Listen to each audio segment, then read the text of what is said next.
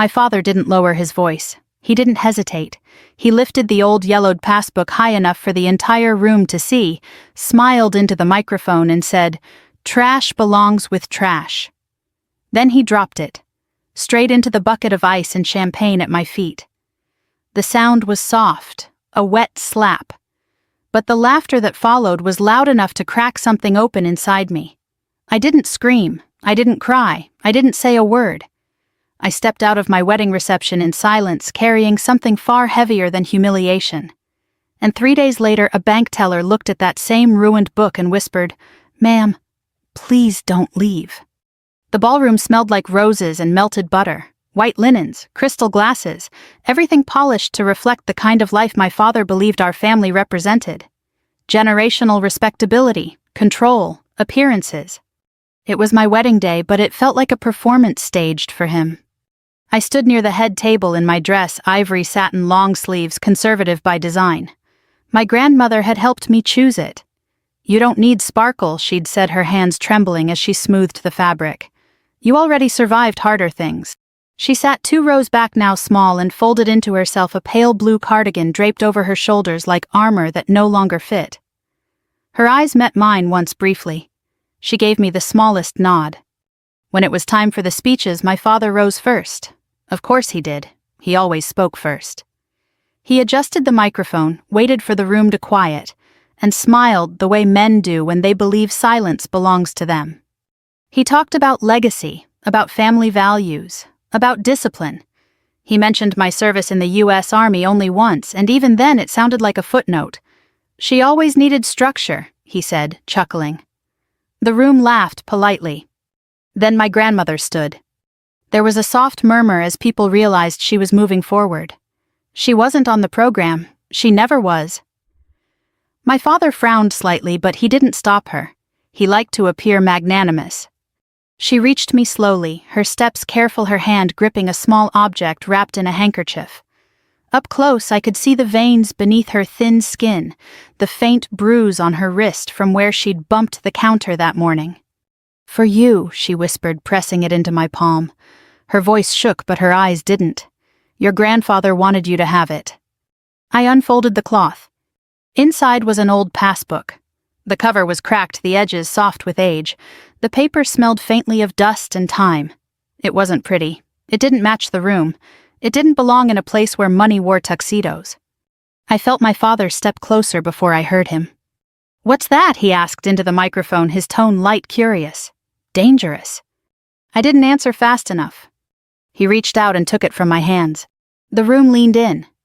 He flipped it open once, twice. His mouth twisted, not in confusion but disgust. "This," he said, holding it up. "This is what we're doing now." A few uncomfortable laughs scattered across the tables. "An old savings book," he continued. "From the 1970s, he shook his head, smiling like a man indulging a child's fantasy. "We've moved on from this kind of thing." He looked down at the champagne bucket beside the podium. Ice cubes floated in pale gold liquid condensation pooling on the floor beneath it. "Trash belongs with trash," he said clearly. And then he let go. The book fell into the ice. There was a collective gasp followed by laughter. Not cruel, not kind. The kind people use to stay safe. I stared at the bucket. The passbook floated for a second before sinking pages blooming open like a wound. I didn't think. I knelt. Cold bit into my fingers as I plunged my hand into the ice water, soaking through the lace at my cuffs, up my sleeve into the lining of my dress. Someone murmured my name. Someone else laughed again, sharper this time. I pulled the book out, dripping and ruined, pressed it to my chest, and stood. My father leaned toward the mic. "Don't be dramatic," he said softly. "Sit down." I didn't look at him. I didn't look at anyone. I turned and walked out. Outside, the evening air was cool and smelled like cut grass and distant ocean. I stood under the portico, my dress heavy with water, my hands numb. The sounds of the reception leaked through the doors, music restarting, voices rising, the world correcting itself now that I was gone. My grandmother came out minutes later. She didn't touch me, she just stood beside me. "I'm sorry," she said. I shook my head. "Don't be." She looked at the wet book in my hands. "He never opened it," she said quietly. "Neither did I." That night, I went home without changing. I laid the passbook on the kitchen counter and watched the pages dry into stiff, wrinkled shapes. I didn't cry. The Army teaches you how to hold still when everything inside wants to fracture. 3 days later, I walked into the First National Bank downtown. The lobby was marble and hush. Polished shoes whispered across the floor. I wore jeans boots, a plain coat I'd bought secondhand years ago. I carried the passbook in a clear plastic bag sealed tight like evidence. The teller was young, early 20s. She took the bag with 2 fingers, her expression carefully neutral. "I'd like to check the balance," I said. It was a gift. She nodded, already typing, her eyes flicking once to the warped pages. I could see what she expected. An error. A 0. Something easy. Then she stopped. Her fingers hovered over the keyboard. She blinked, leaned closer to the screen. The color drained from her face. "Ma'am," she whispered, standing abruptly, "please don't leave, just a moment." She disappeared through a side door. People began to look at me. I stood there holding the counter, feeling the same calm I'd felt on patrol overseas when the radio went quiet and you knew something was wrong. I had walked out of my wedding carrying trash. I was about to learn what it was really worth. The waiting area smelled faintly of lemon polish and old paper. Somewhere overhead, an air vent hummed steadily, a sound so controlled it felt deliberate. I stood at the counter where the young teller had left me, my hands resting flat on the cool stone, the plastic bag with the passbook between them. People pretended not to stare. A man in a gray suit shifted his briefcase from one hand to the other. A woman near the door glanced at her phone, then at me, then back to her phone. The quiet wasn't hostile. It was curious. The kind of attention that settles on you when something has gone slightly unmistakably wrong. I didn't move. In the Army, you learn early that panic wastes oxygen. You learn how to breathe when your body wants to run, how to hold your posture when every nerve is lit up. Standing there in that bank lobby, I felt the same tightening in my chest I'd felt before missions when the plan fractured and you had to wait for new orders. The side door opened again. The teller returned, but she wasn't alone. Behind her walked a man in his 50s, silver hair, neatly combed glasses perched low on his nose. He wore the calm authority of someone used to delivering decisions, not asking permission. Another man followed, taller, younger, dressed sharply in a tailored suit that looked too expensive for a branch office. They didn't look at the passbook first. They looked at me. "Miss," the older man said, his voice low and controlled, "would you mind stepping with us into a private room?" I nodded. He gestured down a short hallway. The teller trailed behind us, her hands clasped so tightly I could see the tendons standing out in her wrists. The room they led me into was small but elegant. A heavy wooden table, 2 leather chairs, framed certificates lining the walls. It smelled like dust and ink and something metallic, the way old buildings always do when they've been holding secrets for decades. "Please," the man said, pulling out a chair, "have a seat." I sat. He placed the plastic bag gently on the table as if it were fragile. "I'm Daniel Whitaker," he said, "branch manager. This is Thomas Reed, our regional director." The younger man inclined his head. His eyes never left the bag. "Before we proceed," Whitaker continued, "I want to ask you a simple question." He paused, giving the words weight. "Do you know what this account is?" I considered lying. It would have been easy, but something in his tone told me it wouldn't help. "No," I said. "I was told it was a savings account. My grandmother gave it to me." He nodded slowly. "And your grandmother's name?" "Margaret Hale." That did it. Reed exhaled sharply through his nose. Whitaker closed his eyes for a brief second, the way people do when a long-held possibility finally becomes real. "We've been waiting for this account to surface," Reed said quietly, "for a very long time." I felt the air shift in the room like pressure changing before a storm. Whitaker opened the bag and removed the passbook, setting it on a clean blotter. He didn't flinch at the warped pages. He handled it with reverence. "This isn't a standard savings account," he said. "In 1979, your grandfather established a trust-linked account here under a Totten arrangement. It was unusual even then." I stared at the book, the same book my father had tossed aside without a second glance. "He was an early investor," Reed added. "Very early. He reinvested every dividend, never touched the principal." Whitaker slid a folder across the table toward me. We've maintained the account under internal watch due to inactivity and its structure, but without a claimant we couldn't release information. He opened the folder. Inside was a single page. Numbers filled it. I read them once, then again. The total sat there unadorned. No commas to soften it. No explanation to ease it into my understanding. I didn't gasp. I didn't speak. My hands went numb. Reed watched me carefully. "Are you all right?" "Yes," I said. And it was true. Shock for me didn't look like chaos, it looked like stillness. "That amount," Whitaker said, "is fully vested, legally payable to you upon your grandfather's passing, which, according to our records," he hesitated, "occurred 12 years ago." My throat tightened. No one contacted us. Reed shook his head. "The trust was sealed. Your grandfather anticipated interference." I knew exactly what kind. "Is there anyone else listed?" I asked. "No," Whitaker said. "Only you." The room felt suddenly too small. My father's voice echoed in my head. "Trash belongs with trash." He had held millions in his hands and dismissed it because it didn't look impressive enough, because it came from someone he had already decided was irrelevant. I looked at the passbook again. The wrinkled pages, the faded ink, the quiet patience of it. "This changes things," Reed said carefully. "We'll need to move forward with verification, of course. But," he smiled faintly, "congratulations, Miss Hale. Your grandfather was very deliberate." I nodded once. As they stepped out to retrieve additional documents, I leaned back in the chair and closed my eyes. And just like that, I wasn't in a bank anymore. I was 10 years old, standing barefoot on a kitchen tile floor holding a broken plate while my father watched from the doorway. He hadn't yelled then either. He never needed to. Silence was his weapon. Disappointment sharpened into control. "Clean it up," he'd said, "and be more careful next time." I had learned early that survival meant obedience, that being small kept you safe. The door clicked open, pulling me back to the present. Whitaker returned with a thicker file this time. "We'll proceed at your pace," he said. "There's no rush." I met his eyes. There will be. I left the bank an hour later with copies of documents sealed in an envelope. Outside, the city moved on as if nothing had changed. Cars passed, people laughed, a dog barked somewhere down the street.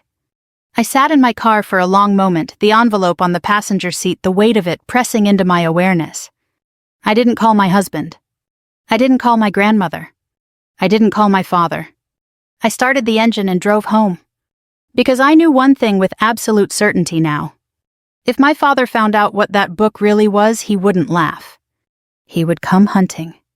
The drive home blurred into muscle memory. Turns I'd taken 100 times before.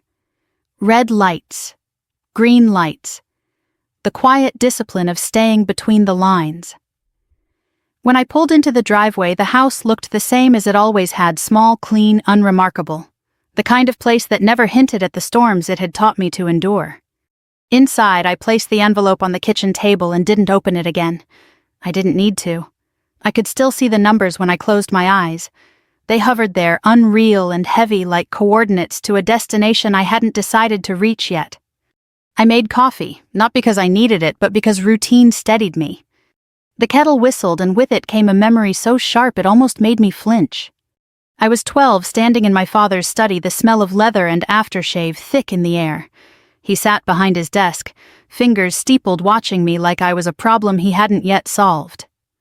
My grandmother stood near the door, hands folded, eyes downcast. "You embarrassed me," he said calmly. I didn't know how. I still didn't. "I asked you a question at dinner," he continued. "You hesitated. That tells people you don't know your place." I nodded. I always nodded. "Go to your room," he said. "Think about how you represent this family." That was how he punished me, not with bruises, but with absence, with the withdrawal of approval I'd been trained to crave. The kettle clicked off. I poured the water and watched the steam rise, then fade. Growing up, my father was a man who believed in order above all else. Order in his house, order in his business, order in his children. He had built his life brick by brick, and he expected us to fit neatly into the structure he designed. My brother did. He mirrored my father's confidence, his appetite for attention. He learned early that being loud earned protection. I learned something else. I learned that silence made me invisible. When I enlisted, my father didn't object. He framed it as pride told people I was finding discipline. But I knew the truth. The military appealed to him because it promised control over me without requiring his presence. Someone else would give the orders. Someone else would shape me. What he didn't understand was that the army didn't teach me obedience. It taught me discernment. It taught me the difference between noise and threat, between authority and arrogance, between reacting and choosing. Those lessons came back to me now as I sat alone at the table, the envelope untouched. My phone buzzed. His name lit up the screen. I let it ring. It buzzed again a few minutes later, then again. On the fourth call, I answered. "What is it?" I said. He didn't bother with pleasantries. "You left," he said, "without saying goodbye." I did. "You humiliated me," he snapped, "in front of my guests." I pictured him in the ballroom straightening his jacket, smoothing the moment over the way he always did, turning discomfort into a story where he was still in control. "You humiliated yourself," I said quietly. There was a pause, a recalibration. "That old woman had no business doing that," he said, dragging out some relic, making a scene. "She gave me a gift," I replied. He laughed short and dismissive. "If that's what you want to call it." I looked at the envelope on the table, at the careful edges, the patience of paper that had waited decades. "Did you ever ask what was in it?" I asked. Another pause, this one longer. "It was garbage," he said. I could tell by the look of it. "Because it didn't look expensive," I said. He scoffed. "Because I know value." I closed my eyes. "That's all," I said. "Goodbye." I hung up before he could respond. That night I went to see my grandmother. Her house was small and warm, filled with the smell of lavender and old books. She sat in her armchair, hands folded in her lap, eyes lighting up when she saw me. "You came?" she said softly. I knelt in front of her. "Why didn't you tell me?" She smiled sadly. "Your grandfather wanted it that way. He said power is safest when it waits." I swallowed. He knew. She nodded. "He saw how your father treated you. He wanted you protected." I took her hands in mine, feeling how fragile they were. "I won't let him touch it," I said. "I know," she replied. "You were always the strong one, even when you were quiet." Driving home, I felt something settle into place. Not anger, not fear. Clarity. The next morning my father called again. His voice was different this time, measured, almost gentle. "I've been thinking," he said, "about the passbook." I waited. "If there's anything of value there," he continued, "it should be handled properly, by someone who understands these matters." I almost smiled. The hunter had caught a scent. And I knew then that the silence I'd learned to live inside was about to become something else entirely. The bank called the next morning. Not the branch, not the teller. The number came up as a private line, and when I answered, the voice on the other end was careful, practiced the kind that chose words the way surgeons choose instruments. "Miss Hale," the woman said, "this is Eleanor Price from First National's Trust Administration Office. We'd like to schedule a verification appointment." I glanced at the calendar pinned to my refrigerator. Deployment training, medical evaluations, a life built on orders and checklists. When I asked, "Today, if possible." I drove downtown again, the envelope riding shotgun like a quiet passenger. The trust office sat on the upper floors, far from the marble lobby and the public counters. The elevator hummed as it climbed each floor, clicking past like a metronome, counting down to something inevitable. The conference room was larger this time. Sunlight poured through tall windows. The city spread below us, neat and indifferent. Ms. Price arrived with 2 associates and a file so thick it made a dull sound when it hit the table. "We'll move slowly," she said, "and you can stop us at any point." I nodded. She opened the file and began to explain. Dates, names, structures that had been designed long before I was born. My grandfather had been methodical, cautious. He had built the account the way engineers build bridges, anticipating stress planning for sabotage. He anticipated legal interference, Ms. Price said gently, which is why the trust remained dormant until a direct beneficiary appeared in person. I thought of my father's laugh, the ease with which he'd dismissed the book.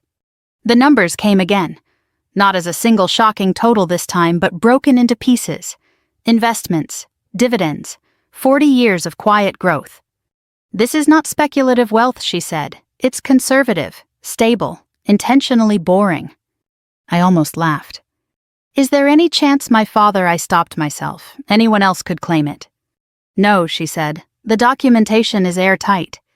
A strange feeling washed over me then. Not joy, not relief. Safety. The kind that settles in your bones when you realize the ground beneath you won't give way. When I left the building, my phone buzzed again. Him. I didn't answer. Instead, I drove to the armory. The familiar smell of oil and metal wrapped around me as I stepped inside. Soldiers moved through their routines, boots echoing against concrete. Rank meant clarity here. Orders had purpose. No one pretended to be something they weren't. I sat in my car afterward, staring at the steering wheel, letting the contrast sink in. My father had always believed power announced itself, that it demanded attention, that it needed to be seen to be real. He was wrong. That evening, he showed up at my door. I didn't hear the knock at first. I heard the impatience in it, sharp, demanding. When I opened the door, he stood there with his jacket unbuttoned, tie loosened, the faint smell of cologne and irritation clinging to him. We need to talk, he said, stepping forward as if the space already belonged to him. I didn't move. You can talk. His eyes flicked past me, taking in the house, the modest furniture, the absence of anything that suggested wealth. His mouth tightened. I spoke to a contact, he said, at the bank. I raised an eyebrow. You have contacts everywhere. Yes, he said sharply, and one of them mentioned an old account resurfacing. I waited. If there's money involved, he continued, this isn't something you should be handling alone. There it is, I said quietly. He frowned. There, what is? The part where you decide I'm incapable. His jaw set. This isn't about you, it's about responsibility. It's about control, I corrected. He laughed, but it was thinner than before. You're being emotional. I stepped back and opened the door wider. Come in. He hesitated, surprised. Inside, he paced while I sat at the table. He talked about lawyers, about taxes, about how easily things could go wrong if mishandled. You don't understand the risks, he said. Federal oversight, audits, exposure. I understand risk, I replied. I live with it. He stopped pacing, looked at me fully for the first time. You don't have the experience, he said. I do. I folded my hands. Is that why you didn't read the passbook before you threw it away? The silence was immediate. What he asked. You never opened it, I said. You never asked what was inside. His eyes narrowed, because it was nothing. I met his gaze. It wasn't. The air shifted. How much, he asked finally. I didn't answer right away. I watched the calculation begin behind his eyes the way it always did when something threatened his sense of order. It's substantial, I said. He exhaled slowly, a smile tugging at the corner of his mouth. Then we need to move quickly. We. I can bring in my attorney, he continued. We'll structure it under the family umbrella. Protect it. From what I asked. From scrutiny, he said. From mistakes. From me, he meant. I leaned back. Let me think about it.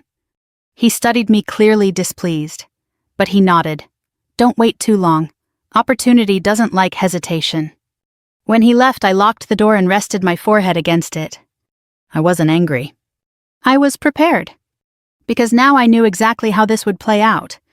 He would come back with promises and threats wrapped in the same language he'd used my entire life, and he would assume, as he always had, that silence meant submission.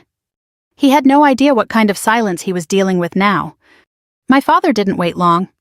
He never did once he believed something belonged to him. 2 days after showing up at my door, he called again, this time with a softness in his voice that felt rehearsed. The edge was gone. The authority had been wrapped in concern like a blade hidden in velvet. I've been worried about you, he said. I was sitting at my kitchen table, the same place where he had once told me I embarrassed him for hesitating at dinner. The envelope from the bank lay in a drawer, now out of sight, but not out of mind. I'm fine, I said. I know this must feel overwhelming, he continued. Money has a way of doing that, especially when it comes out of nowhere. It didn't come out of nowhere, I replied. It waited. A pause. He didn't like that answer. I've spoken to a tax attorney, he said, pressing on. Someone very discreet. He agrees this situation needs careful handling. I pictured the attorney he'd chosen, one who knew how to blur lines, one who understood how to make things disappear. "I didn't ask you to," I said. "No," he agreed, "but I'm your father. It's my responsibility." There it was again. Responsibility, the word he used whenever he wanted obedience without resistance. "You should come by my office," he said. "We'll go over the numbers together." "I won't," I said. Silence stretched across the line. "Then we'll meet somewhere neutral," he said finally. "There's a charity gala this weekend. Boston Harbor Hotel. You'll be there." I frowned. I didn't say that. "You're on the guest list," he said smoothly. "I made sure of it." I closed my eyes. Why? Because he said this kind of discussion shouldn't happen in kitchens and hallways. It deserves a proper setting. An audience, he meant. "I'll think about it," I said. "You should," he replied, "because if you don't handle this correctly, people will start asking questions." "What kind of questions?" I asked. "About your grandmother," he said. The words landed exactly where he intended them to. "She's elderly," he continued. "Vulnerable. If anyone suggested she was manipulated into signing documents she didn't understand." "You'd accuse me of elder abuse," I finished. "I wouldn't accuse," he said lightly. "I'd be forced to respond." My grip tightened on the phone. "You're threatening me," I said. "I'm protecting the family," he corrected. When the call ended, my hands were shaking, but not with fear. With recognition. This was the same pattern, the same escalation. Control cloaked in concern, pressure framed as protection. I didn't call a lawyer. I called my husband. He listened without interrupting as I told him everything: the bank, the numbers, the call. When I finished, there was a long pause on the other end of the line. "He's desperate," Luke said finally. I frowned. "You don't know that." "I do," he replied. "Men like your father don't reach for threats unless they're already bleeding." Luke worked with data for a living, patterns, financial behavior. He saw things other people missed because they weren't looking in the right places. "He wouldn't push this hard if he didn't need the money," Luke continued, "which means he's hiding something." That night, Luke spread documents across our table. Public records, corporate filings, shell companies stacked inside shell companies like nesting dolls. "This isn't an empire," he said quietly. "It's a facade." I leaned over his shoulder, scanning the numbers. Loans, transfers, gaps where there shouldn't have been any. "He's insolvent," Luke said, "and worse, he's being audited." The word hung between us. "He needs liquidity," Luke went on. "Fast. And your inheritance is clean money, untouched, the kind that could cover his tracks."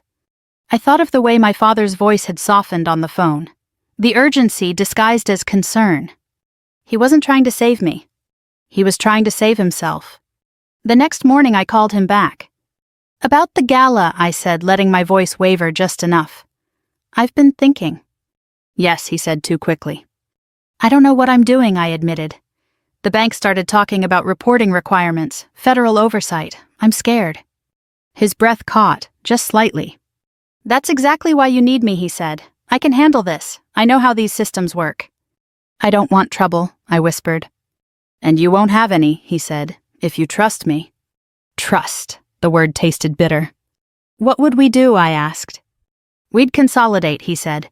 "Move the assets under the family trust. It's clean, legal, efficient." "And the taxes?" I asked. "I'll make them disappear," he said. "I always do."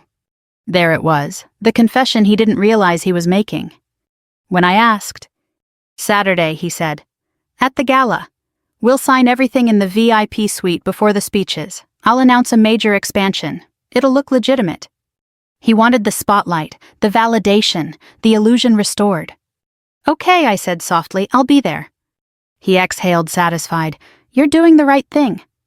When I hung up, Luke looked at me across the table. "He took the bait," I said.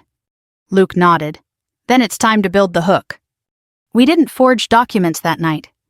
We designed a trap. One that relied on my father's favorite weakness. His certainty that I would never be the threat. The ballroom at the Boston Harbor Hotel glowed like a promise that had never intended to be kept. Crystal chandeliers spilled light onto marble floors. Linen-draped tables hummed with old money and careful laughter. Men in tailored suits leaned close to one another, trading favors disguised as compliments. Women in silk smiled without revealing their teeth. Every inch of the room was designed to say stability, success, control. My father thrived in places like this. I arrived at 7:58 p.m. Not early, not late, precise. I wasn't wearing my uniform. I wasn't wearing anything that announced authority. I wore a simple black dress, structured and restrained, the kind of elegance that didn't beg to be noticed. The only thing different about me was the way I walked, straight through the room, not around it. I saw him immediately.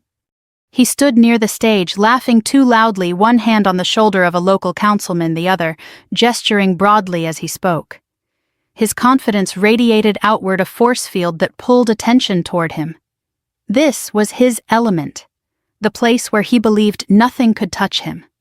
When his eyes landed on me, his smile sharpened. He excused himself and crossed the room, greeting donors along the way like a king making rounds. When he reached me, he leaned in, his voice low and practiced. "You're late," he said. "Do you have it?" I nodded and handed him the folder. Blue leather, clean edges, the kind of presentation that calmed men like him. His fingers closed around it with visible relief. "Good," he said. "We'll go upstairs."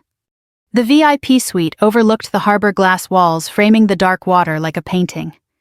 A single desk stood near the window, documents laid out neatly, pens aligned with deliberate care. Luke had done his homework. My father didn't sit. He didn't read.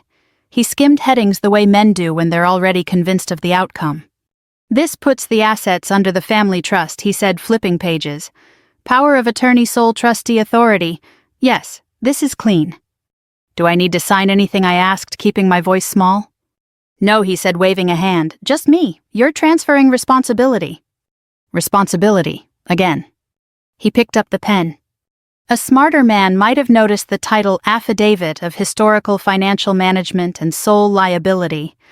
A careful man might have questioned why the dates stretched back 20 years. A cautious man would have wondered why the appendix listed entities he barely remembered. My father was none of those things. He signed. The pen scratched across the paper, bold and confident. His name looked the same as it always had, large, certain, unquestioned. "There," he said, handing the folder back to me. "It's done." He straightened his jacket and glanced at his watch. "I need to get to the stage. Big announcement." He didn't wait for my response. I stepped aside as he left the suite, the folder warm in my hands. My heart wasn't racing. My breath was steady. This was the calm that comes after months of preparation, when action finally replaces anticipation. I pulled out my phone, took a single photograph of the signature page, and pressed send. 3 miles away, Luke received it. Within seconds, the affidavit was attached to a whistleblower complaint, already loaded into a federal portal. Every entity, every date, every signature my father had just claimed as his own. Downstairs, the lights dimmed. My father took the stage. "Ladies and gentlemen," he began, spreading his arms wide. "Tonight I'm proud to announce a historic expansion of the Hale Family Foundation." Applause rolled through the room. A commitment of $12 million, he continued, to the future of this city. He smiled as he said it, the smile of a man unveiling his legacy. Behind him, the massive LED screen flickered. The foundation logo vanished. In its place appeared a seal, bold, unmistakable. Department of Justice, Federal Asset Seizure in Progress. The applause collapsed into silence. My father turned confused rather than afraid. He looked back at the screen, then out at the room as if waiting for someone to laugh. No one did. The doors at the back of the ballroom burst open. 6 agents moved with practiced efficiency, their presence cutting through the room like a blade. Conversations died mid-sentence. Glasses froze halfway to lips. "Richard Hale," the lead agent called. "Step away from the podium." My father's face drained of color. "Do you know who I am?" he demanded. "Yes," the agent replied calmly. "You're the sole trustee who just accepted legal responsibility for 20 years of unreported financial activity." My father's gaze snapped to me. "She tricked me," he shouted. "My daughter, she manipulated me." "Save it for the grand jury," the agent said. Handcuffs clicked shut. Cameras flashed as he was led away, his tailored jacket wrinkling under the pressure of hands that didn't care about appearances. The man who had ruled rooms with his voice was reduced to silence in seconds. I thought it was over. It wasn't. The VIP suite door slammed behind me. I turned to see my brother standing there, sweat darkening his collar, his eyes wild. "You ruined everything," he hissed. "It was already ruined," I said evenly. He reached into his jacket and pulled out a steak knife, the serrated edge catching the light. There was no calculation left in him now, only panic. Luke stepped between us. "Put it down," he said. My brother lunged. Luke moved faster. The knife clattered across marble. My brother cried out as his wrist twisted at an angle it was never meant to reach. He sank to the floor, sobbing not from pain, but from the sudden realization that he was nothing without my father's shadow. Agents arrived seconds later. When the room was finally empty, I stood alone by the window looking out at the harbor. The water moved the way it always had, indifferent to human collapse. My father had believed power was loud. He had been wrong. It was patient. And tonight it had spoken. 3 weeks later, the harbor smelled like salt and rain. Morning light slid across the water in thin, patient lines, the kind that didn't rush to impress anyone. I sat on the small balcony of my apartment with a mug of coffee cooling between my hands, watching a tugboat ease past the docks. The city was waking up, unaware that one of its loudest men had gone quiet. My father was still in custody. Bail had been denied. The judge cited flight risk, financial complexity, and the kind of arrogance that mistakes money for immunity. His assets were frozen, accounts sealed, properties locked down behind legal language so dense it felt like concrete. The empire he'd bragged about at dinner parties had collapsed into a stack of filings and case numbers. My brother had taken a plea. No inheritance, no grand speeches, just probation, mandatory counseling, and a job he'd never wanted, entry-level, clock-in, clock-out. The kind of work that didn't care who his father had been. My grandmother slept better now. She called every morning sometimes just to tell me what she was making for lunch, sometimes to ask if the news said anything new. I could hear the relief in her voice layered beneath the worry she'd carried for years. "They can't hurt you anymore," she said once. I didn't correct her. Because what she meant was that they couldn't erase me anymore. The trust transfer finalized quietly. No ceremony, no announcements, just signatures and confirmations and the soft click of systems doing what they were designed to do when no one interfered. Luke asked me what I wanted to do with it. The money. I looked at the ocean on my screen, savor the same one I'd stared at during sleepless nights overseas. "Nothing," I said. He smiled, not surprised, nothing. "Let it grow," I said. "I'm still serving. I still have work to do."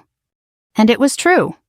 I reported back to base the following Monday. Same boots, same routine, same early mornings and long days. No one saluted differently. No one treated me like someone who had crossed into another class of life. That mattered to me more than I expected. Money didn't give me power. It gave me insulation.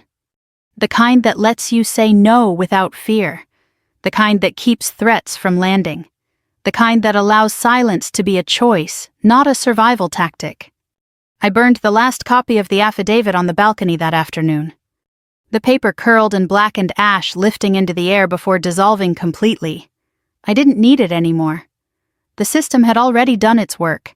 That document was just a record of something I'd carried for too long, the belief that I was small because I'd been quiet. Luke sat beside me, his shoulder warm against mine. "You okay?" he asked. I nodded. "I am." And I meant it. Because what my father never understood was this strength doesn't announce itself. It doesn't shout into microphones or demand rooms fall silent. It waits, it learns, it endures. It shows up when the time is right. I stayed in touch with the bank, with the attorneys, with the administrators who spoke in measured tones and never once assumed they knew what was best for me. They asked, they listened, they respected boundaries. It felt like stepping into a different language. The wedding photos arrived in the mail a month later.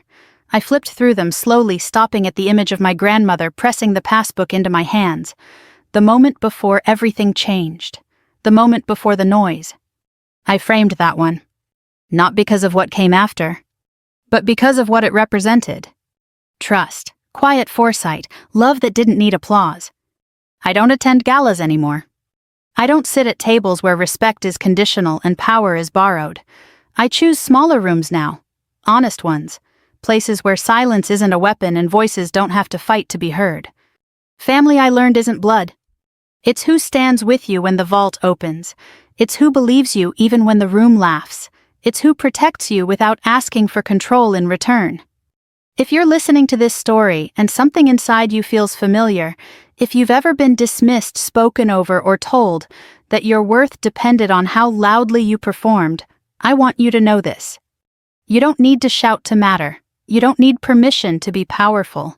And you don't need to prove yourself to people who decided you were invisible. Sometimes the quiet ones are the most prepared. If this story moved you, I'd love to hear from you. What part stayed with you the longest? Where are you listening from? Leave a comment below and share your story. And if you want to keep walking this road with us through stories of truth, resilience, and quiet justice, subscribe so you don't miss what comes next. We're telling these stories together.